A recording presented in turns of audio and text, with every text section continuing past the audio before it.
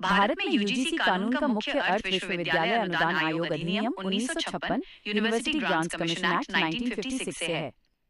सरल शब्दों में कहें तो ये वो कानून है जो भारत में उच्च शिक्षा, हायर एजुकेशन के मानकों को तय करता है और विश्वविद्यालयों को नियंत्रित करता है। यूजीसी कानून की मुख्य बातें। यूजीसी कानून के तहत कई महत्वपूर्ण नियम और शक्तियां आती हैं, जिन्हें नीचे विस्तार से समझाया गया है। विश्वविद्यालयों को मान्यता देना।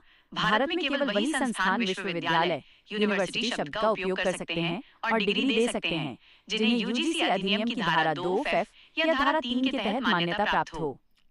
मानकों का निर्धारण। कॉलेजों और यूनिवर्सिटीज में पढ़ाई का स्तर क्या होगा, सिलेबस कैसा होगा और परीक्षाओं का आयोजन कैसे किया जाएगा, इसके नियम यूजीसी ही बनाता है।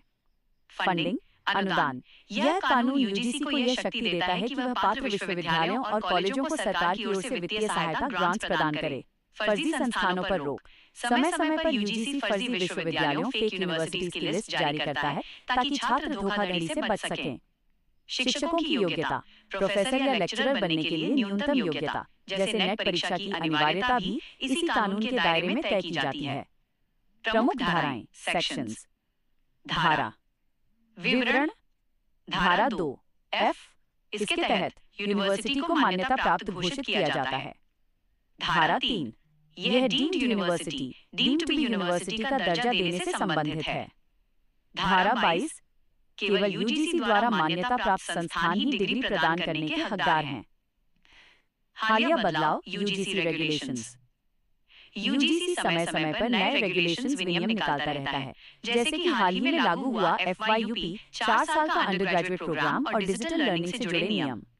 इनका उद्देश्य भारतीय शिक्षा को वैश्विक स्तर पर लाना है।